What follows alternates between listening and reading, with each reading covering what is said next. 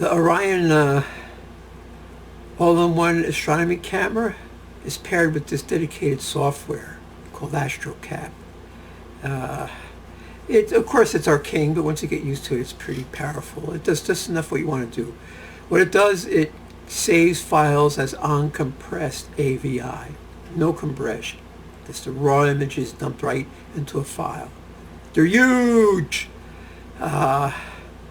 If I do overnight, let's just say I do 6 segments. There's a limit to file size. So the 6 segments, you're talking 12, 13, 14 gigabytes. So what I do is when I go to join the software, I use video velocity. Depending, sometimes I just run it through 1x, which means no fast forward, no slow forward. And then, man, they compress so beautiful because most of it's empty.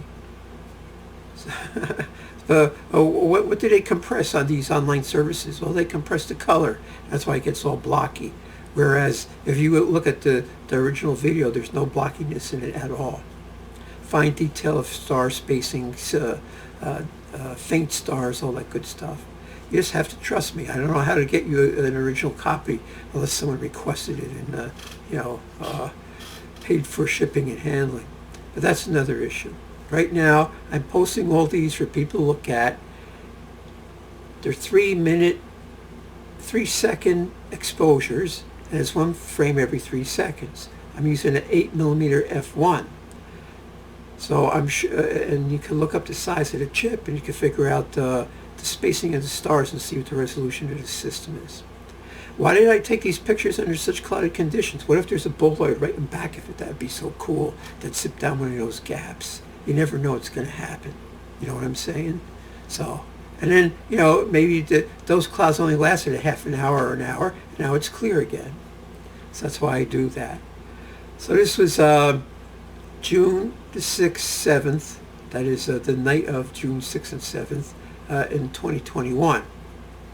Yeah, I just point these out the window. I made a little a stand with a tripod socket, and it was set to the same spot all the time.